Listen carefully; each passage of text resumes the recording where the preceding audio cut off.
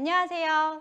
토요과학 강연을 진행을 맡게 된 서울시립과학관 최지은입니다. 만나서 반갑습니다. 오늘도 많은 분들이 서울시립과학관 유튜브 채널에 접속해 주셨는데요. 이렇게 많은 관심을 갖고 접속해 주신 모든 분들께 감사 인사드립니다. 감사합니다.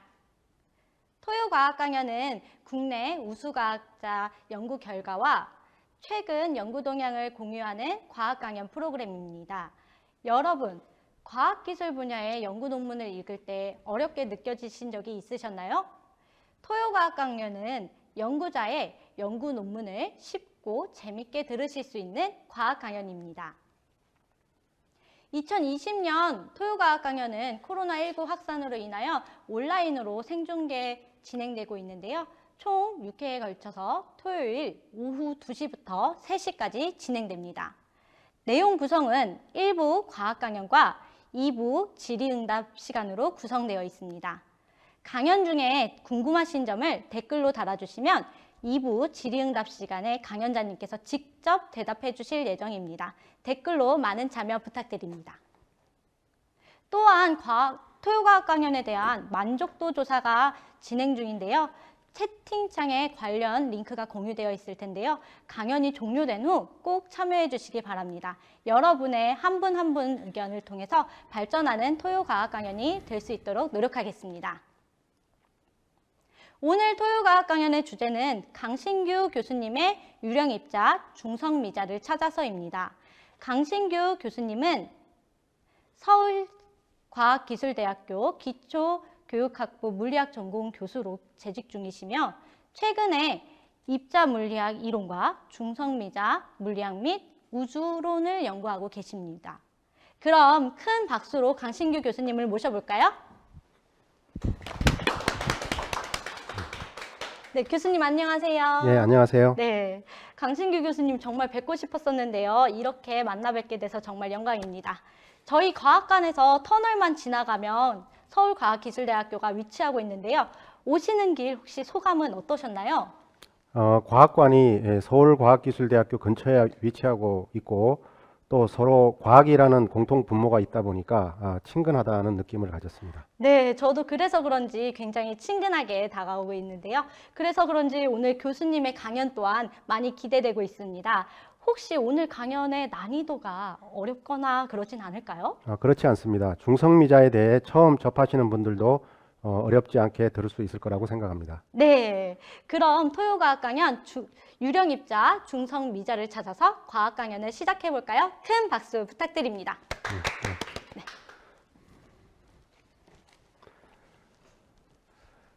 오늘 제가 말씀드릴 주제는 유령입자로 알려진 중성미자입니다.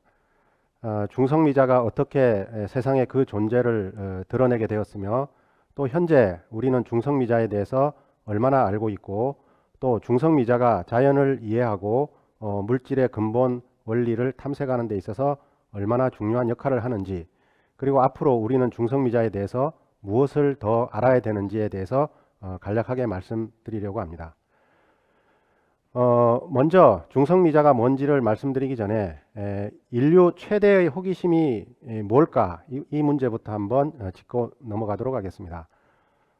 사람마다 다 뭐 생각이 다르겠지만 제가 볼 때는 인류 최대의 호기심은 바로 만물의 근원은 무엇인가 하는 질문이 아닐까 생각합니다.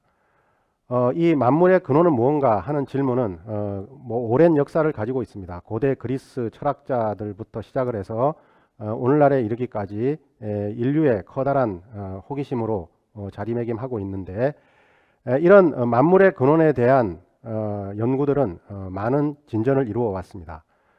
근대에 와서 아마 1803년으로 기억하고 있는데 돌턴이라는 사람은 원자 가설을 주장을 합니다. 즉 만물의 근원은 원자다 이렇게 이제 주장을 한 거죠. 그렇지만 이 돌턴이 주장한 원자 모형은 오늘날 우리가 알고 있는 원자 모형과는 차이가 큽니다. 이 원자에 대한 연구는 1800년 후반부터 이루어져 왔는데 대략 1897년 톰슨이라는 사람이 전자라는 것을 발견을 하게 됨으로써 전자를 포함한 모형, 원자는 플러스 전하를 가진 기본 알갱이인데 거기에 전자들을 포함하고 있는 그런 모형을 주장을 했습니다. 그러다가 1900년대 넘어오면서 라더퍼드라는 사람이 실험을 통해서 돌턴이 주장한 원자 모형에 오류가 있음을 발견을 했습니다. 그래서 이제 새로운 원자 모형을 제시를 했는데 바로 가운데 원자 핵이 있고 전자가 원자 핵 주위를 도는 그런 모형을 제시를 합니다. 그런데 이 역시 문제점이 있다는 것이 밝혀지고 얼마 후 양자론이 이제 등장을 하게 됩니다. 이 양자론이 등장하면서 보어라는 사람이 제창을 한 모형이 바로 양자론에 입각한 보어의 원자 모형이다라고 이름하는 그런 이제 원자 모형입니다. 이 모형은 전자가 이제 어떤 일정한 궤도를 계속 이제 안정적으로 유지를 하면서 돌고 있는 이제 그런 모형입니다. 양자론이 발전하면서 원자 모형에 대한 이해도 깊어졌는데 오늘날은 이렇게 이제 뭐 구름 모양의 형태로 이해를 하고 있습니다. 왜 그러냐면 양자론의 핵심은 불확정성 원리, 그러니까 모든 게 불확실하다. 그래서 우리가 보는 그런 관찰하는 대상들도 불확실하다. 그리고 이제 모든 것은 확률을 가지고 이해한다. 뭐 이런 관점에서 만들어낸 모형이 되겠습니다. 원자는 사실 그 더 이상 만물의 근원이라고 보기 어렵게 되었습니다. 그러니까 원자에 대한 이해가 더 깊어지고 학자들이 원자를 더 자세히 연구를 하다 보니까 원자가 더 이상 궁극적인 알갱이가 아니고 다른 소립자들로 구성이 되어 있다는 것을 알게 되었습니다.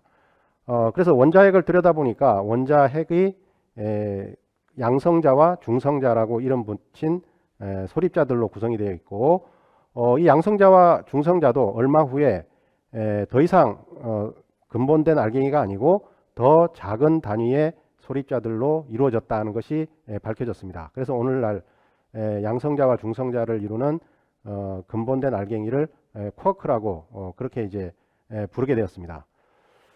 지금 이제 이 화면 하단부에 보시면 그 입자들의 크기, 뭐 크기 정도가 이제 나와 있습니다. 제일 그림에 보시면 제일 큰 알갱이가 세포에서부터 원자, 그 다음에 분자, 원자, 그 다음에 원자 핵, 뭐 그래서 점점점 크기가 작은 알갱이들의 뭐 그 크기가 어느 정도가 되는지 하는 것이 나와 있습니다.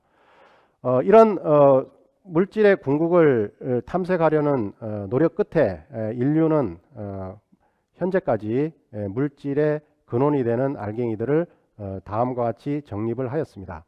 화면에 보시면 오른편 하단에 UCT, 뭐 DSB, 뭐 이런 이제 문자가 쓰여져 있죠.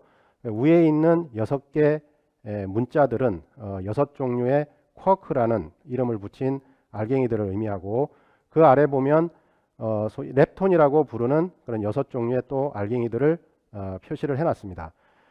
이 알갱이들이 현재 우리 인류가 알아낸 가장 기본된 알갱이다. 그래서 만물은 이런 6개의 쿼크와 6종류의 렙톤들이 뭉쳐져서 이루어진 거다. 이렇게 이제 주장을 하고 있습니다. 그래서 이거를 이제 학자들은 오늘날 새로운 주기율표다. 그러니까 주기율이라는 것은 화학에서 원소들의 그 어떤 규칙에 따라서 나열한 그런 표인데 화학에서 이야기하는 그 원소들이 가장 궁극적인 알갱이가 아니고 여기에 화면에서 보시는 이 테이블이 인류가 현재까지 알아낸 가장 기본된 소립자들을 표시한 테이블이다. 그렇게 이제 이해를 하시면 되겠습니다. 중성미자가 어떻게 탄생했는지 탄생된 역사를 간략하게 말씀을 드리겠습니다. 중성미자가 탄생된 배경은 대략 이제 1920년대로 올라갈 수가 있는데 이때 당시 물리학에서는 하나의 커다란 수수께끼를 안고 있었습니다. 그 수수께끼는 소위 베타 붕괴라는 건 이제 방사능 붕괴 중에 하나로 알려져 있는데 화면에 보시듯이 중성자라는 소립자가 있습니다. 이 중성자라는 소립자가 불안정해서 대략 한 10분에서 20분 사이에 다른 입자로 변환이 됩니다. 이걸 이제 우리가 붕괴라고 하는데 즉 중성자가 양성자와 전자로 이렇게 붕괴된다. 그렇게 이야기를 합니다. 이 과정에서 에너지 관계를 학자들이 탐구를 해봤습니다. 중성자가 양성자와 전자로 이렇게 붕괴되는 과정에서 양성자는 뭐 굉장히 무거워요. 전자에 비해서. 그렇기 때문에 얘네들이 붕괴될 때 전자는 많이 이제 움직일 수 있는 그런 에너지를 가지고 이렇게 붕괴가 됩니다. 그러면 이제 이 에너지를 우리가 연구를 해보면 하나의 특정한 값으로 에너지를 갖는 것으로 나오게 됩니다. 그런데 실험을 해보면 이 오른편 그래프에서 보여지듯이 연속적인 에너지 분포를 보입니다. 그러니까 전자가 이렇게 중성자에서부터 뛰쳐나올 때 운동 에너지를 가지고 있는데 그 운동 에너지가 일정한 값이 아니고 그림에서 보듯이 이런 연속적인 다양한 값의 에너지 값을 가질 수 있다는 겁니다. 그러니까 어떤 전자는 조금 에너지를 적게 가지고 튀어나오기도 하고 어떤 전자는 좀 많은 에너지를 가지고 튀어나오고 이런 현상들이 발견이 됐다는 이야기입니다. 그런데 이론적으로 따져보면 전자는 딱 하나의 일정한 에너지만 가지고 튀어나와야 됩니다. 왜냐하면 에너지 질량 보존 법칙에 의해서 중성자가 가진 질량 더하기 중성자가 가진 질량은 양성자가 가진 더하기 그 다음에 전자가 가진 더하기 운동 에너지 이렇게 표현하니까 전자의 질량, 뭐 양성자의 질량, 중성의 질량 우리가 다 알고 있어요. 그러니까 운동 에너지는 일정한 값이 되어야 되는데 그렇지가 않다는 거죠. 그래서 이거를 해결하는 여러 가지 시도들이 있었습니다. 심지어 어떤 학자들은 에너지 보존 법칙이 더 이상 우주에서 성립하지 않는 게 아닐까 이렇게 의심하는 학자도 있었습니다. 그런데 1930년 파울리라는 물리학자가 이 문제를 해결합니다. 어떤 식으로 해결하냐?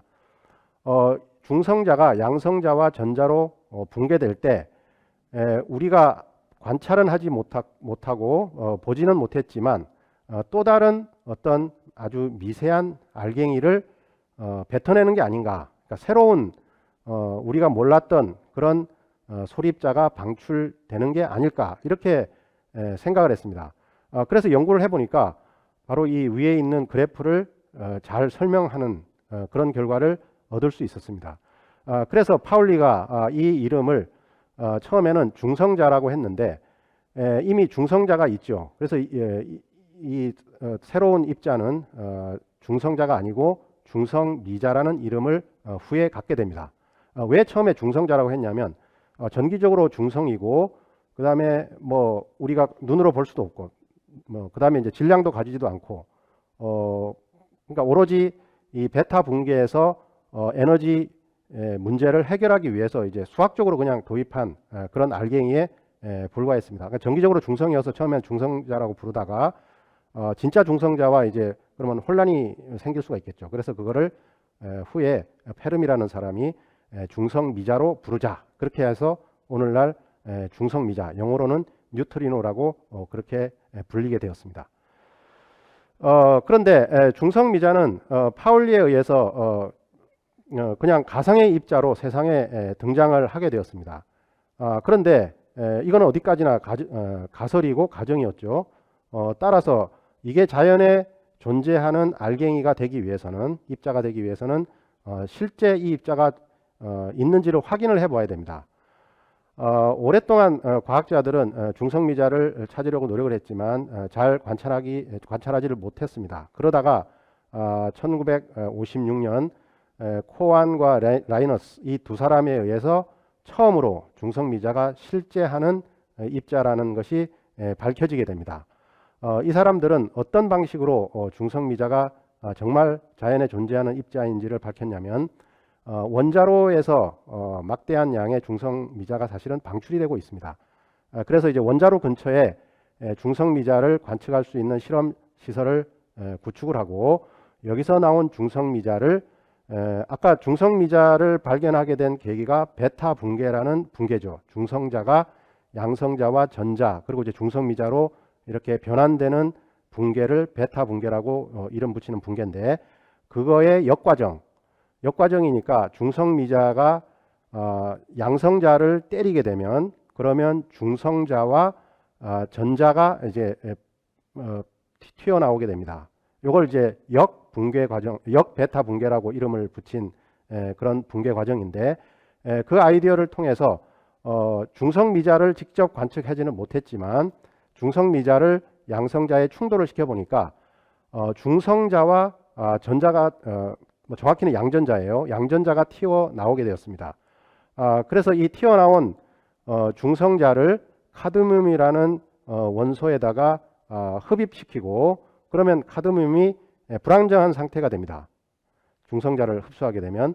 그러면 불안정한 원소들은 안정한 원소가 되기 위해서 에너지를 방출을 하게 됩니다. 그래서 이 카드뮴이 에너지를 방출하게 돼요.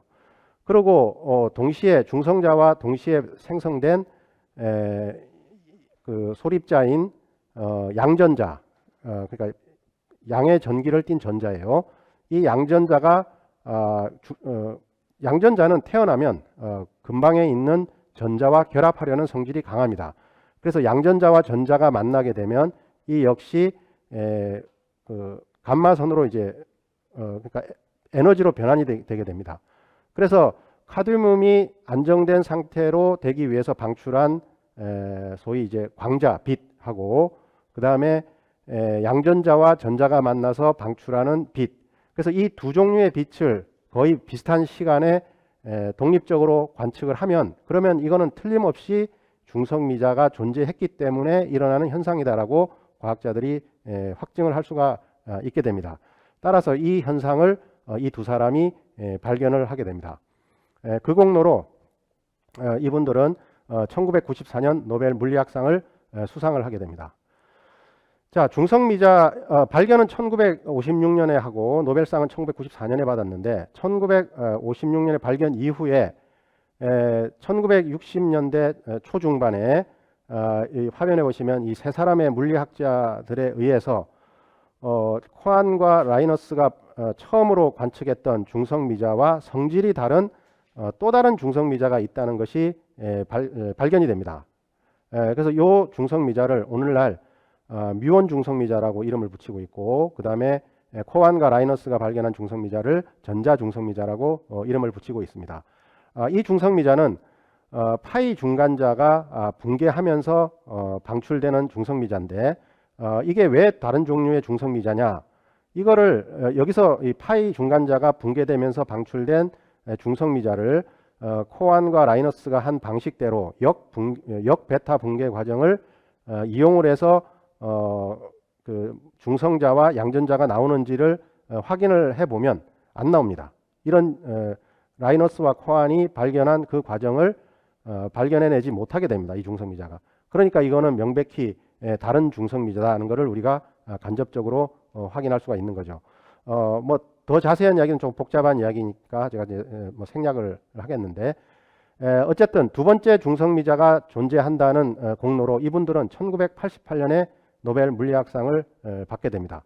한 가지 이제 아이러니가 있죠. 왜냐하면 최초로 중성미자를 발견한 거는 이분들보다, 두 번째 중성미자를 발견한 것보다 더 늦게 노벨상을 받게 되었습니다. 이게 노벨상이 조금 아이러니라고 볼 수가 있는데, 자, 그 후에 2000년에 도넛 실험이라는 또 실험이 있는데, 이 실험에서 세 번째 중성미자가 발견이 됩니다. 그렇게 됨으로써 세 종류의 중성미자가 있다는 것이 자연에 알려지게 되었고, 제가 앞서서 만물의 근원이 뭔가, 가장 기본된 알갱이가 뭔가를 소개를 해드렸을 때 세 종류의 쿼크와 세 종류의 렙톤이 있다, 뭐 그 말씀을 드렸죠. 그때 이 렙톤 중에서 렙톤을 이제 세 개, 렙톤 중에서 중성미자가 있는데, 중성미자 세 종류의 중성미자가 있다는 건 이미 앞서서 그 테이블에 소개를 해드렸습니다. 바로 이런 역사를 통해서 자연에는 세 종류의 중성미자가 있다는 것이 밝혀지게 됩니다. 중성미자는 우주 어느 곳에나 관측을 할 수가 있고, 다양한 중성미자 소스가 있습니다. 태양에서 지금도 막대한 양의 중성미자가 쏟아져 나오고 있습니다. 그러니까 태양이 타오른다 그러죠. 이 타오르는 것을 과학적으로는 핵융합 반응이 일어난다라고 이야기를 합니다. 그럼 핵융합 반응에서 많은 수의 많은 양의 중성미자가 방출이 되고, 이 중성미자가 지구에 도달하고 있습니다. 그래서 지구에 중성미자 검출 시설을 설치를 하고 태양 중성미자를 관측하면 중성미자의 특성을 연구를 할 수 있게 됩니다.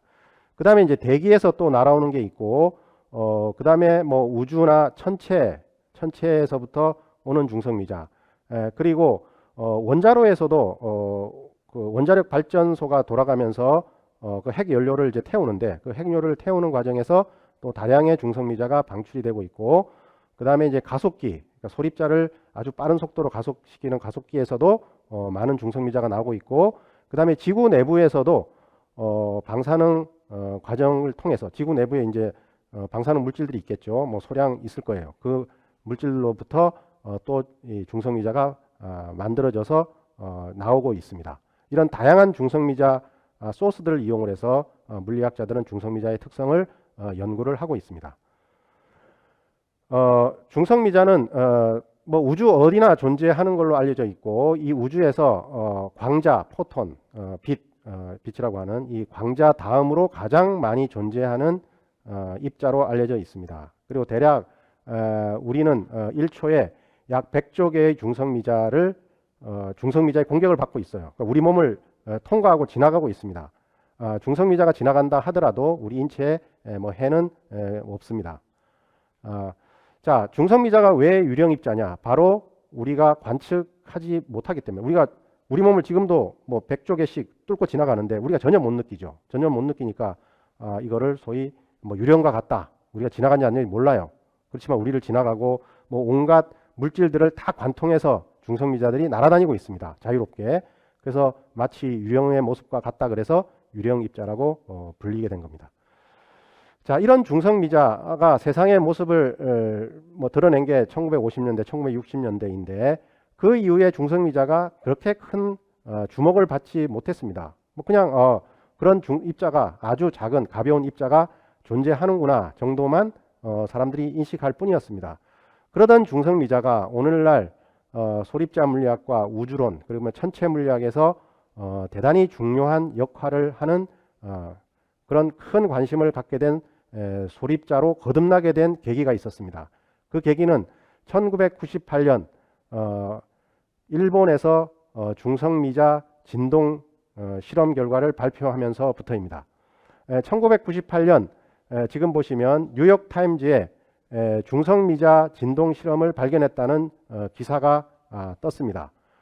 이 기사 이후에 같은 해에 6월에 MIT 대학에서 당시 미국 대통령이었던 클린턴 대통령이 졸업 연설을 하는 과정에서 이 중성미자 발견에 대한 언급을 합니다. 중성미자 진동을 발견함으로써 중성미자가 질량을 갖는 입자라는 것이 밝혀졌고, 이거는 우리가 새로운 물리 이론, 이 중성미자를 이해하기 위해서는 새로운 물리 이론이 필요하다. 그러니까 혁명과도 같은 일이 일어났다. 이렇게 이제 연설에서 이야기를 합니다. 그래서 1998년이 바로 중성미자가 이 소립자 물리학에서 일약 스타가 되는 그런 시점이라고 말씀드릴 수가 있겠습니다. 그 이후에 2002년에 노벨 물리학상은 중성미자 실험으로 천체를 관측하게 되었다. 그래서 두 사람이 노벨 물리학상을 수여받게 되는데, 그 한 사람은 데이비스, 다른 한 사람은 일본의 고시바 박사입니다.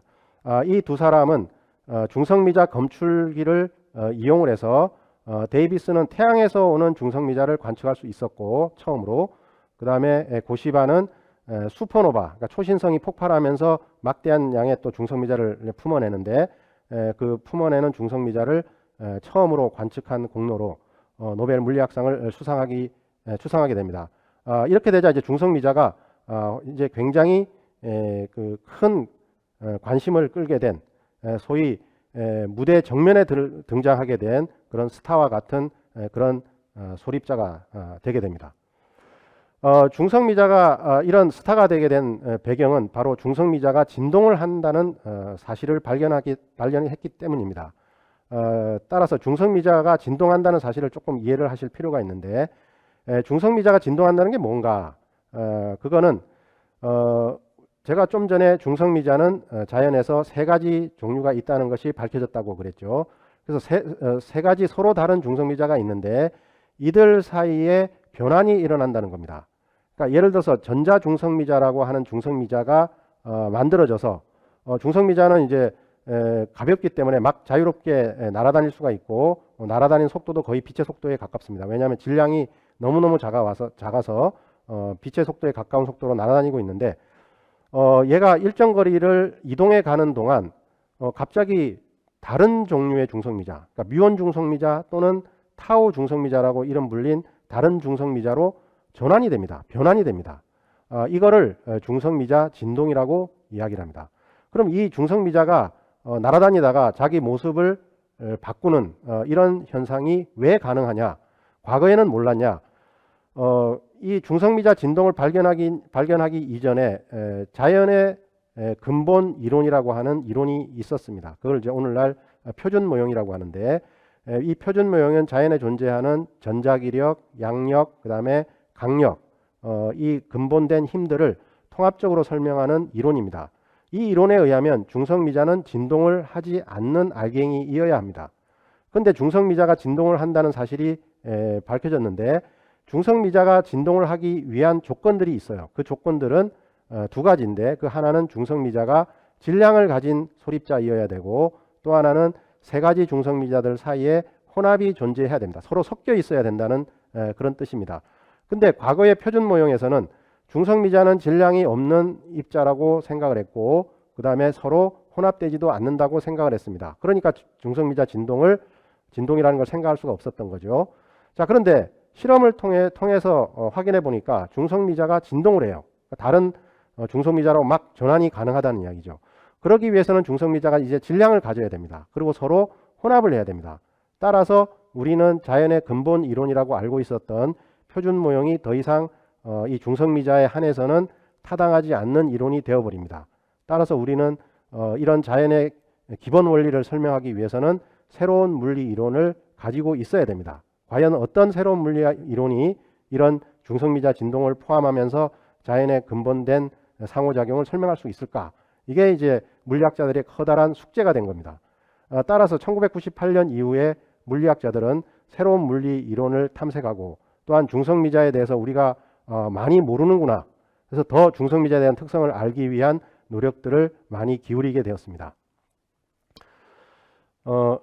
자, 여기 지금 이제 그림에 보시면 오른쪽에 뭐 이렇게 두 개의 봉우리가 이렇게 되어 있는데 이 봉우리가 의미하는 거는 소립자는 양자론에 접목을 시키게 되면 파동, 뭐 입자는 또 파동이기도 하죠. 그래서 파동이라고 이제 볼 수가 있는데 이게 이제 일정한 거리를 날아가면서 처음에 뭐 예를 들어서 어떤 한 종류의 중성미자로 태어났다면 얘가 점점점 이동해 가면서 다른 중성미자로 모습이 변하는 뭐 그런 과정을 이제 그림으로 보여드린 거고 하단에 보시면 뭐 이상한 곡선이 나와 있는데 이 곡선은 뭐냐면 중성미자가 이동을 하면서 다른 중성미자로 변환될 확률을 계산을 해서 수학적으로 계산을 한 다음에 그거를 이제 그래프로 그린 겁니다. 그러니까 다른 중성미자로 변환될 확률이 얼마가 되느냐 하는 거는 그래프에서 우리가 그 값을 읽어낼 수 있다는 그런 이야기가 되겠습니다. 자, 이런 중성미자는 그러면 어떻게 관측하는가? 제가 이제 중성미자는 유령입자라고 그랬어요. 왜냐하면 우리가 쉽게 보거나 뭐 쉽게 만지거나 우리 몸을 뚫고 지나간다고 하는데 그 뭐 느낌 이런 걸 전혀 우리가 감지할 수가 없어요. 그래서 이제 유령입자인데 따라서 관측하는 게 이렇게 쉽지만은 않습니다. 그런데 어쨌든 중성미자를 통해서 자연의 근본 원리, 중성미자가 관련된 여러 가지 특성을 이해하기 위해서는 어떻게든 중성미자를 우리는 관측을 해야 됩니다. 자, 중성미자를 관측하는 하나의 방법은 중성미자가 유령입자긴 하지만 다른 소립자들과 상호작용을 하긴 합니다. 아주 약하게 상호작용을 하는데 대표적으로 상호작용을 하는 소립자가 전자입니다. 그래서 중성미자가 전자를 만나게 되면 어떤 특별한 일이 벌어질 수 있습니다. 다만 그 상호작용이 크게 약해서 확률적으로 대단히 작을 뿐이죠. 그래서 잘 감지하기 어렵습니다. 자, 확률적으로 굉장히 적은 거를 어떻게든 관찰하기 위해서는 그러면 많은 전자가 있는 전자 집단, 전자가 이제 많이 있는 그런 어떤 규모의 물질이 있다. 그럼 그 물질 속을 중성미자가 지나가게 한다면 그러면 확률적으로 뭐 한두 개 이렇게 중성미자와 전자가 상호작용을 해서 이상한 현상을 만들어낼 수 있는 가능성이 있어요. 자, 그러면 전자가 많이 있는 그런 물질들 어떻게 모으느냐? 전자가 없는 물질은 없어요. 모든 원자는 다 전자를 가지고 있기 때문에. 그래서 좋은 재료가 바로 물입니다. 물은 H2O, 그죠? H2O에 많은 수의 전자가 있겠죠. 그래서 대단히 많은 양의 물을 담아두고 그 물 속으로 중성미자가 지나가도록 하게 된다면, 뭐 지나가겠죠. 우주 어디에나 중성미자 다 있기 때문에. 그래서 굉장히 큰 탱크에다가 물을 담아두고 중성미자가 지나가기를 기다렸다가 그 중에서 일부가 전자와 만나서 어떤 상호작용을 하게 되면 이상한 신호를 포착할 수가 있게 됩니다. 그래서 그 신호를 통해서 중성미자를 우리가 관측하고 연구를 할 수가 있습니다. 이런 대표적인 방법으로 연구를 한 게 바로 일본에서 진행돼서 노벨상까지 수상을 받게 된 그런 실험 시설이 되겠습니다. 이 시설을 소위 오늘날 슈퍼 카미오 칸데, 일본 카미오카 광산의 지하에 설치된 그런 큰 규모의 탱크입니다. 그 탱크 속에 물을 담아두고 그 다음에 그 탱크로 이제 중성미자 어떻게든 지나가겠죠. 그 지나간 중성미자를 관측한다는 그런 사실입니다. 자, 중성미자가 물을 통과할 때 그러면 어떤 식으로 우리가 그 중성미자가 지나갔는지를 볼 수 있겠느냐? 확률적으로 대단히 적긴 하지만 물의 양이 많으면 결국은 중성미자를 우리가 포착해낼 수가 있는데 바로 중성미자는 굉장히 빠른 속도로 움직이고 있습니다. 그래서 물질이 전하를 가진 물질이 빠른 속도로 그 물질 속을 지나가면 빛의 속도보다 더 빠른 속도로 이동할 수가 있게 됩니다. 그러면 소위 체렌코프 라디에이션이라고 해서 이제 체렌코프라는 사람이 처음 발견한 건데 그런 빛을 낼 수가 있습니다. 근데 이 빛을 내는 것이 원뿔형으로 이렇게 빛을 내게 됩니다. 이거는 마치 소닉 붐, 그러니까 여객기나 전투기가 음속보다 더 빠른 속도로 날아가게 되면 그러면 이제 충격파라는 게 나오죠. 그래서 그림 하단에 보시면, 오른쪽 하단에 보시면 하얀 구름과 같은 원뿔형의 구름 모양이 이제 형성이 됩니다. 이걸 이제 소닉 붐이라고 하는데 그거와 같은 원리로 빛이 체렌코프 라디에이션, 그래서 원뿔형의 빛을 품어낼 수가 있습니다. 그래서 이 빛을 포착을 하면 그러면 이제 이게 중성미자로 인한 그런 빛이구나 하는 것을 알 수가 있다는 거죠. 이게 이제 일본에서 실험에서 얻은 결과 중에 일부 사진에 해당되는데 바로 이와 같이 원형으로, 그죠? 원뿔이 이렇게 쭉 날아가서 체렌코프 라디에이션이 날아가서 어떤 건판에 딱 부딪히게 되면 그러면 이와 같은 빛의 흔적을 우리가 포착을 할 수가 있어요. 원형 형태로. 그런데 자세히 보면 위와 아래가 모양이 좀 달라요. 위가 좀 더 뚜렷한 원형이고 아래는 조금 흐릿한 원형이에요. 두 개의 차이는 뭐냐? 위에는 뮤온 중성미자라고 불린 중성미자로 인한 체렌코프 라디에이션이고 그 다음에 아래는 전자 중성미자로 인한 겁니다. 그렇게 해서 이게 전자 중성미자구나, 이게 뮤온 중성미자가 지나갔구나, 이렇게 우리가 판단할 수가 있다는 이야기가 되겠습니다. 그 다음에 또 다른 방법으로는 중성미자를 그 다른 원소, 대표적인 게 클로라인 37이라고 하는 이 원소의 포착을 흡수하게 하는 겁니다. 이걸 이제 중성미자 캡처라고 하는데 이렇게 흡수하게 되면 이 클로라인, 그러니까 염소죠. 염소 37은 아르곤 37로 전환이 됩니다. 그래서 아르곤 37을 통해서 중성미자 특성을 또 우리가 확인할 수가 있게 됩니다. 이런 중성미자 진동 현상을 발견하게 된 첫 번째 실험은 바로 슈퍼카미오칸데에서 대기에서부터 날아오는 중성미자를 통해서 중성미자 진동 현상을 발견을 하게 되었습니다. 지금 이제 왼쪽에 보시면 대기 우주선, 그러니까 우주에 떠돌아다니는 알갱이들이 있는데 그 알갱이들이 대기와 충돌하면서 중성미자, 뮤온 중성미자 2개와 전자 중성미자 1개의 비율로 중성미자를 만들어냅니다. 그러면 지구의 중성미자 검출기를 통해서 뮤온 형태의 중성미자와 전자 형태의 중성미자를 각각 포착을 해서 그 비율이 2대1이 되는지를 확인해 봅니다. 자, 그런데 전자 중성미자는 예측된 양과 실험에서 관측된 양이 거의 일치했는데 뮤온 중성미자인 경우에는 우주에서 날아온 양과 예측되는 양과 실험에서 확인한 양의 차이가 있음을 발견하게 됩니다. 그러니까 한 절반 정도가 사라진 거예요. 그러니까 대기에서 생성됐을 거라고 추정하는 중성미자 양 중에서 절반 정도가 사라지고 절반만이 지구에 도달한 거예요. 그럼 무슨 일이 벌어졌느냐? 바로 중성미자가 대기에서부터 이 지구상까지 내려오는 동안 다른 형태의 중성미자, 그러니까 전자와 뮤온이 아닌 세 번째 중성미자, 그러니까 타우 중성미자로 탈바꿈한 거다. 탈바꿈했으니까 타우 중성미자는 안 본 거죠. 못 본 거죠. 대신 뮤온 중성미자의 양이 그만큼 줄어든 겁니다. 그렇게 이제 해서 중성미자 진동이 일어났구나 하는 것을 알 수가 있었던 겁니다. 그렇게 해서 그 다음에 이제 태양에서 오는 중성미자도 마찬가지 과정을 통해서 중성미자 진동, 즉 태양에서 만들어진 중성미자는 대부분 전자 중성미자인데 지구에서 날아오는 동안 상당한 양의 중성미자가 사라져 버립니다.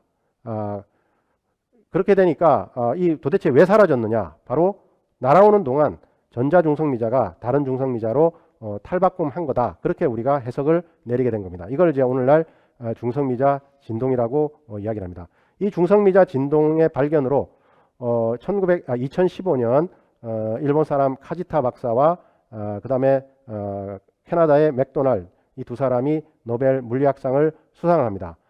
근데 사실은 카지타 박사보다 더 위에 있는 이 박사가 있었습니다.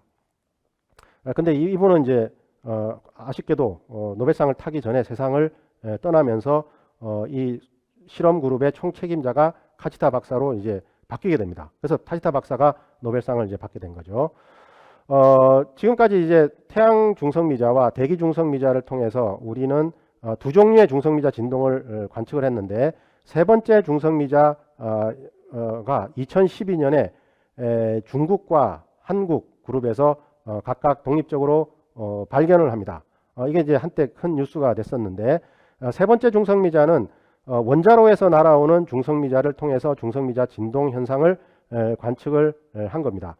이 세 번째 중성미자 진동을 발견함으로써 세 종류 중성미자의 혼합과 질량들에 대한 정보를 우리가 얻어낼 수가 있었습니다. 이 한국에서 이 세 번째 중성미자를 중국과 더불어서 발견했는데 약 한 달 뒤에 한국이 발견했습니다. 아쉽게도 한국이 먼저 발견할 수도 있었는데 분석 과정에서 시간이 좀 걸려서 중국이 먼저 논문을 발표하고 한국이 한 달 뒤에 이제 발표를 했는데 한국은 이 원자 중성미자를 검출하는 시설을 영광에 있는 원자로 근방에다가 두 개의 중성미자 검출 시설을 갖추고 여기서 실험을 진행을 해서 이 세 번째 중성미자를 발견하게 됩니다. 이 세 번째 중성미자를 발견하게 된 실험 그룹의 총책임자는 김수봉 박사님이고 이 공로로 많은 상을 이제 수상을 하게 됩니다. 국제적으로 유명한 상도 수상을 합니다. 여기에는 이제 오로지 한국 그룹의 기술력으로만 이 실험을 이루어냈습니다. 보시면 오른쪽에 논문 제목과 그 다음에 그 아래 저자들이 나오는데 다 한국 분들입니다. 한국만의 힘으로 이런 세계적인 연구 결과를 얻을 수 있었습니다. 중성미자는 왜 중요한가? 바로 중성미자 진동의 발견으로 우리는 새로운 물리 이론이 이제 필요하게 됐습니다. 자연을 이해하는 궁극적인 이론에서 한 발 더 나아가서 더 궁극적인 이론을 우리가 찾아야만 하는 그런 숙제를 안게 됐고 이 중성미자는 우주 탄생과 진화에 있어서 매우 중요한 역할을 했을 거라고 추정을 하고 있습니다. 따라서 이걸 연구함으로써 우주가 어떻게 탄생했는지 그 다음에 탄생 이후로 어떤 진화 과정을 겪었는지를 우리가 좀 더 깊이 이해할 수 있게 됩니다. 그래서 중성미자가 대단히 중요한 역할을 하는 소립자가 됐다고 볼 수가 있겠습니다. 시간이 많이 지났는데 중성미자의 미래, 그러니까 앞으로 우리가 중성미자에 대해서 뭘 더 알아야 되는가? 첫 번째로 중성미자는 질량을 이제 갖는다는 사실은 알게 됐어요. 중성미자 진동을 통해서. 그런데 중성미자의 질량 크기가 얼마냐? 이걸 우리가 잘 모릅니다. 그래서 질량에 대한 이해를 앞으로 더 해야 되고 그 다음에 이 중성미자가 세 종류가 있다고 했는데 1990년대 후반에 이상한 실험 결과가 미국 그룹으로부터 발표가 됩니다. 또 다른 중성미자가 존재할지도 모른다. 그래서 이거를 이제 오늘날 비활성 중성미자라고 이름 붙이는 건데, 이런 비활성 중성미자의 존재가 정말 있는지 없는지에 대한 검증이 필요합니다. 그래서 이런 실험들이 진행이 되고 있는데, 요거는 한국 그룹과 일본 그룹이 공동으로 소위 JSNS 제곱이라는 이름이 붙인 실험인데, 일본 J-PAC에서 실험을 진행하고 있습니다. 뭐 공동으로 이 비활성 중성미자가 과연 정말 자연에 존재하는 중성미자인지를 확인하는 연구를 수행 중에 있고, 그 다음에 또 하나는 중성미자가 질량을 갖는 입자라고 했을 때 질량을 갖는 방식으로 두 가지 방식이 존재합니다. 그 중에 하나가 이제 마요라나라는 학자가 가정을 한 마요라나 타입의 중성미자라는 게 있는데, 과연 이 중성미자가 마요라나 타입의 입자인지 아니면 그냥 전자나 뮤온이나 이런 것과 동일한 입자인지, 동일한 특성을 갖는 입자인지 요거를 구분해내는 일들이 남아 있습니다. 요거에 대해서도 한국의 대전에 있는 기초과학연구원에서 지하 실험 연구단이라는 연구단이 있는데, 여기서 이 실험을 진행을 하고 있고, 이런 거를 만약에 발견을 하게 되면 마요라나 입자라는 것이 뭐 증명을 했다, 뭐 IBS에서, 그러면 이제 제가 보기에는 노벨상을 받을 수도 있는 연구 업적이라고 생각이 됩니다. 그 다음에 이제 중성미자에 대한 더 깊은 이해를 위해서 이제는 큰 규모의 중성미자 실험이 필요하게 되는데, 지금 이제 화면에 보시면 미국에서 지금 추진하고 있는 듀온 실험이라는 게 있습니다. 이 듀온 실험은 미국 시카고 근방에 있는 페르미 연구소에서 중성미자 빔을 만들어서 약 한 1300km 떨어진 곳에서 중성미자를 관측하는, 그러니까 중성미자가 꽤 먼 거리를 날아가는 그런 실험을 진행 중에 있고, 이와 경쟁할 수 있는 실험으로 일본에서 지금 이제 빔을 쏘아서 약 한 1000km 정도 날아가게 되면 대구 근방에 도달할 수가 있어요. 그러면 이 대구 근방에 우리가 중성미자 실험 시설을 갖추게 되면, 그러면 중성미자 특성을 연구를 할 수가 있습니다. 그래서 남아있는 중성미자 특성 중에 중요한 특성들이 몇 가지가 있는데, 그것들을 먼저 발견할 수가 있으면 이것도 제가 보기에는 노벨상을 수상을 할 수 있을 정도의 그런 엄청난 연구 결과를 얻어낼 수도 있습니다. 여기에도 한국 그룹이 지금 추진을 하고 있습니다. 근데 잘 될지는 뭐 아직 추진 중이어서 잘 모르겠습니다. 이 중성미자는 앞으로 이 우주와 천체를 연구하는 데 있어서 중요한 역할을 하게 될 거라고 생각이 됩니다. 지금 화면에 보시면 이게 이제 우주 배경 복사다. 그래서 그 태초의 빛, 뭐 소위 정확히는 우주 탄생 약 38만 년 무렵에 자유롭게 된 그런 빛들을 오늘날 관측을 해서 우주의 역사와 진화 과정을 연구를 하고 있습니다. 자, 근데 요거는 빛을 가지고 연구를 하는 건데, 빛 대신에 중성미자를 가지고 연구를 하면, 그러면 훨씬 오래된 역사, 대략 우주 탄생 몇 초 지나지 않는 그런 우주에 대한 연구를 진행을 할 수가 있습니다.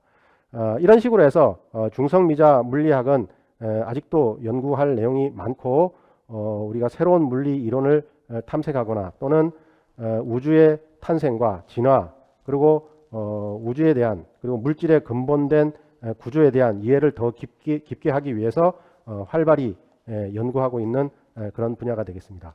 그래서 오늘 제가 말씀드릴 내용은 여기까지입니다.